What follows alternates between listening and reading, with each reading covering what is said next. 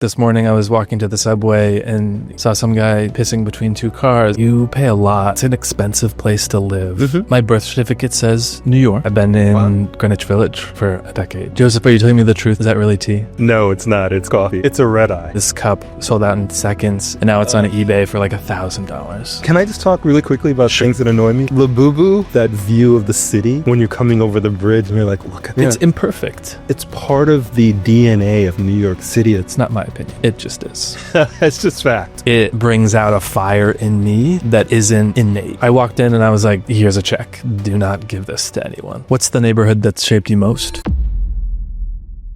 Joseph, are you telling me the truth? Is that really tea? No, it's not. It's coffee, and it's a red eye. A red eye. Oh, yeah, it's got a shot. Not even the double espresso. The red eye. No. Wow. Because I needed it sort of long term. We're here for a little bit. That's true. That's true. Welcome back to episode 2 of Somewhere in New York. I'm Taylor Derlin alongside Joseph Pullen. Hi. How are we? How are we? These cups, I know this is probably going to come out in the new year, but seems like we're repping Starbucks today, and it reminded me, have you heard about this craze with the barista cups? No. So Starbucks releases, limited edition cups. I didn't know that. Yeah. Okay. Holiday. Yeah. Like apparently this cup sold out in seconds, and now it's just it's a glass cup in the shape of a bear, and now it's on eBay for like $1,000. Oh, that so annoys me. And can I just talk really quickly about things that annoy me? Get it off your chest before we dig in. Zububu or Labubu? Labubu? Yeah. Oh my God! If I see one more person on the street with that thing. Okay, boomer. But seriously, it's like, why? Anyway. Apparently a lot of people have an answer to that question. Why? Because a lot of people have them. Yes, of course. Living in New York is not the easiest place. And don't come at me, because I know every time I do something that you feel is shading New York, which I love. Do you? Every time I point out something that could be better, you are quick to defend it. Really? Yeah. For instance, I don't remember. And like the dirtiness, or that's a great example. Like wealthy city, like how have we not? Are you sure that's me, or are you talking about Daniel or somebody else in your life? Because no, it's you. All having that conversation. It's you. Wow. Really? Yeah, you're having amnesia. I am, but always. I forget a lot. Always. Yeah. Today we're talking about the neighborhoods that have shaped us. Ooh, yeah. You've been in New York since 1994. Speaking of forgetting, I've always, how initially I thought you were more from the West Coast, or spent a lot more time on the West Coast. You did. And I would forget how much of a New Yorker, a native New Yorker you are, at least certainly New York State, right? But you've also been in New York City quite some time. Yes. So what? My birth certificate says New York. I did not grow up in the city. Yeah. I grew up in upstate New York, and not Westchester. Right. Truly upstate New York. Or Ulster County. Or, exactly. Yeah. But I've been in New York for a decade. Mm-hmm. I've been in Greenwich Village for a decade. That's great. Millions of people want to live in New York. Yep. And so I feel grateful to live in New York for all of the things that make it a hard place to live. Mm-hmm. It's also the most incredible place to live, and in my opinion, the best city in the world. I agree. Yeah. Actually, I'm going to strike that. It's not my opinion. It just is. It's just fact, right? So come at me for that. So let it be written. Let it be done. I love the way we both lean into the mic. Yeah. When we're talking, we're having a conversation with each other, yet we're already like comfortable with the mic here. But I do also see from an outsider's perspective, if they come here and they don't get New York, they see, wow, it's so loud and crazy and it's dirty. And like this morning I was walking to the subway and, saw some guy pissing between two cars. Is that true? Yeah, it's a true story. Okay. I've seen that. That happens. Yes. Yeah. And it's a large city, but I can also see if you don't live here, you can see, wow, you pay a lot. It's an expensive place to live. Mm-hmm. Why do you choose to live here? And in my mind, I'm thinking, I can't imagine living anywhere else. Yeah. But I think it's that hardship that binds New Yorkers together. So wait, can I interrupt for a sec? Sure. Or add, or rather build on what you're saying? Please. Because I'm thinking about, and I mentioned this to you, something yesterday. I was talking to a certain celebrity whose name shall go on, right? Look at you. I told you. And we were both talking about why we love New York. Yeah. And the idea, it's just, because people ask all the time, like, what is it? Is it the culture? Is it, blah. And of course, that's true. It is true. But to me, it's the dynamic and the energy on the street. Yeah. Even the person you spied this morning, it's part of the DNA of New York City. It's such a melting pot and it's just so vibrant, right? And I love that. Yeah. It's imperfect. Yes. I don't think any New Yorker would sit here and say it's the greatest place to live because we have it all figured out. Right. Right. There are a lot of other places that you can live that are much easier. Yeah. When I was some that's fine, which is great. Yeah. I think one of the reasons why you maybe found it hard to not think that I'm an LA boy is because I kind of give off that vibe. Judgmental. Not that. Right. Oops. Yeah. And I spent some time there with building a company, but one of the reasons why I always wanted to come back to New York, and I remember very distinctly every time I got on the plane to go out to LA, I was sad. And every time I got on the plane to come back, I was so excited to just get back to the energy. And one of the reasons why I've always been drawn back to New York is because it brings out a fire in me that isn't innate. And so it's the city and the people and the energy that brings it out of me. Yeah. And I really love that about New York. Yep. You remind me of one of the things that always resonates for me is when you come back to the city, you land, you're coming from either JFK or LaGuardia, and you come over the Triborough, I forget what I think it's the Kennedy Bridge now, but that view of the city, when you're coming over the bridge and you're like, look, it's like, right?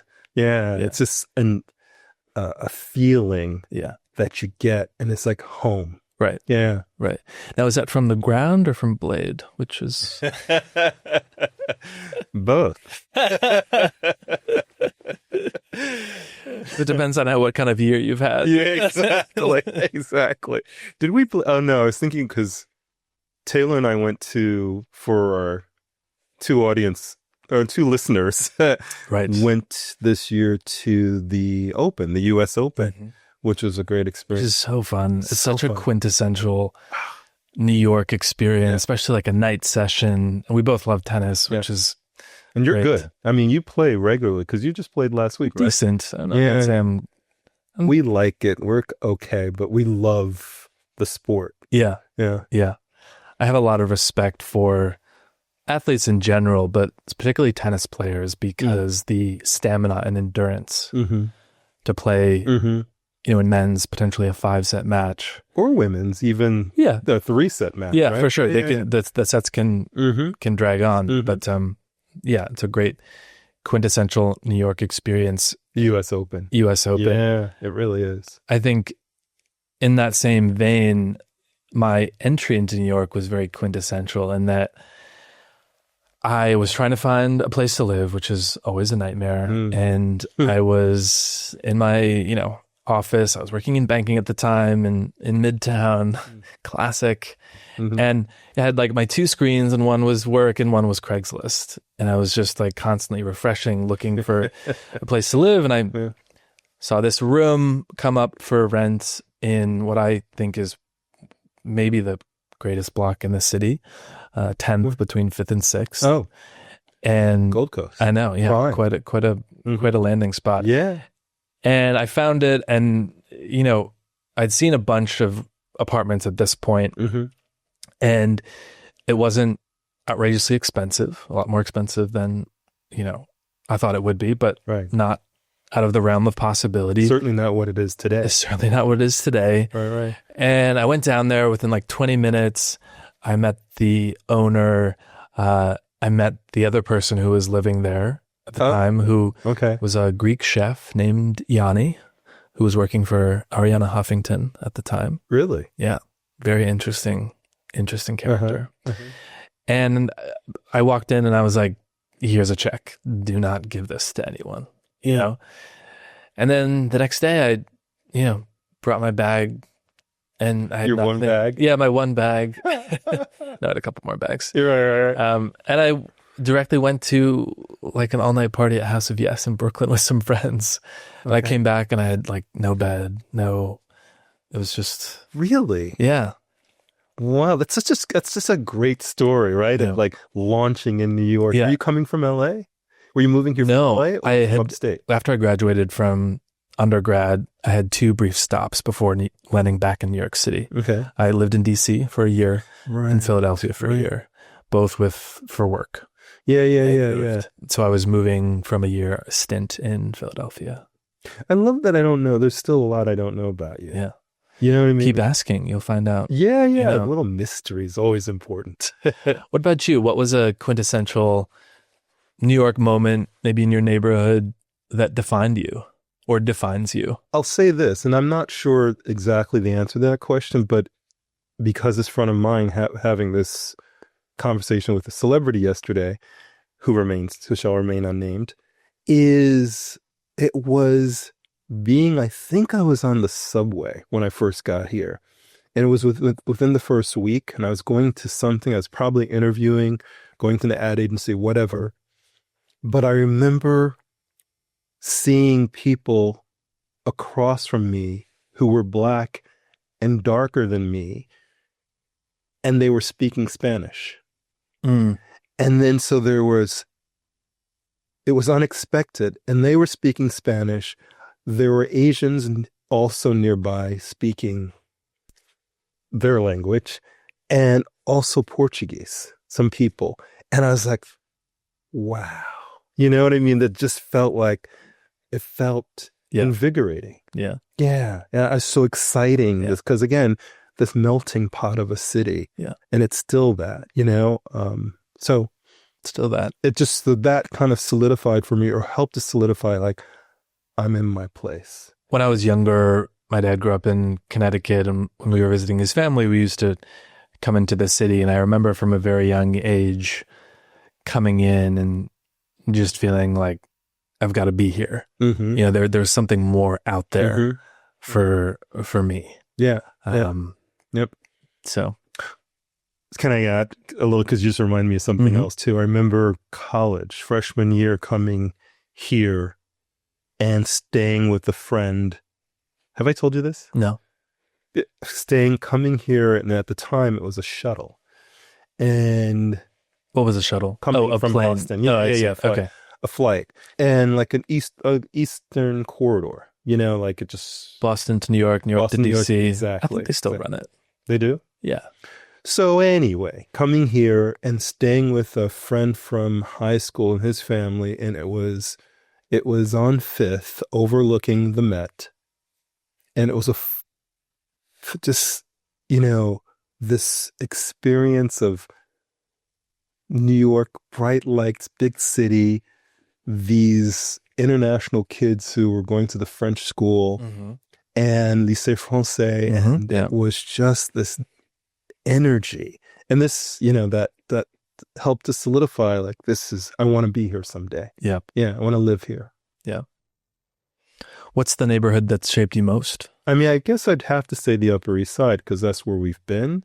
But it's hard to distinguish, because I do move. I know the city really well. My first real long-term role and position here was in Soho, down in, what's now kind of West Soho, where at the time it was very little, but, and we've seen so much development, one of which we've recently visited, but, it's moving around the city. It's almost hard to identify a specific neighborhood, because I know the city well, and I know a lot of the neighborhoods, it's just a familiarity. Yeah. So it's part of what makes, I think, both of us good at what we do, is because we do know the city, and collectively we have really broad purview. It's the Village for me. Yeah. Why? It's the place that I've been the longest for the most formidable years, aside from where I grew up. Your childhood is formidable in other ways. But in terms of adulthood, it's the place that I've spent the longest amount of time. It's the place that I've felt most at home. That's why I haven't left. Yeah. And it's also so accessible. Like it truly feels like it's in this, like at the center of the city. You can get everywhere, Upper East Side, Upper West Side, Brooklyn, downtown. And I like moving about the city. Yeah. I think A, to be in real estate, but also to get the most out of New York. You have to be curious in life, in any profession. If you stop feeling the desire to be curious, I think that's a time to reassess. But because in real estate specifically, your curiosity makes you better at what you do. Let's probe on that a bit. I joined the board of my co-op not because I had lots of spare time that I wanted to fill with an unpaid, thankless job, but because I wanted to be better at what I do. I wanted to protect this asset of mine. And I think it's fascinating. I think things that many other people probably would not find very interesting. Really fascinating. I mean, for better or for worse, I got an inside track into how the Department of Buildings works and how contractors, bid out work for buildings and how to work with managing agents. And that's firsthand knowledge that most don't have. You're absolutely right. And when you're trying to separate yourself from 27,000 other brokers in the city, you have to do that. You have to be curious. You have to offer something that others don't, a perspective, a value. And so for me, if I can help a client avoid a bad deal, right? Buying into a building that is not financially stable because I noticed something on their financials. Red flag on the financials. I wouldn't have otherwise known if I didn't have this knowledge. That to me is a win. Yeah, you're right. And we've talked about that too. It's like that's something additional that you bring to the table is that experience of your being involved with your co-op board, which, It's a lot of people say, people who've done it say it's a thankless job, role, but you see it as an area of growth in addition to the practical side of it. Yeah. So I have a question for you. If, I understand the Village is your, number one go-to, but if you had to choose another neighborhood to live in, what would it be? West Chelsea. Okay. Why? Proximity to the water. And the Hudson River Park, which I love. Still being downtown. Because I'm very much a downtown boy. I like that energy. But it's far enough away from the craziness that it's a little quieter. But you still have easy access to all the fun when you want it. I'm also a big city biker. The best is getting on path is just to get on the path along the river. I want to add something to that because one of the things I think is so interesting, and being from Chicago, Chicago's a city that's always valued as waterfront, it's lakefront. And so when I got to New York, that wasn't the case because New York was a port city.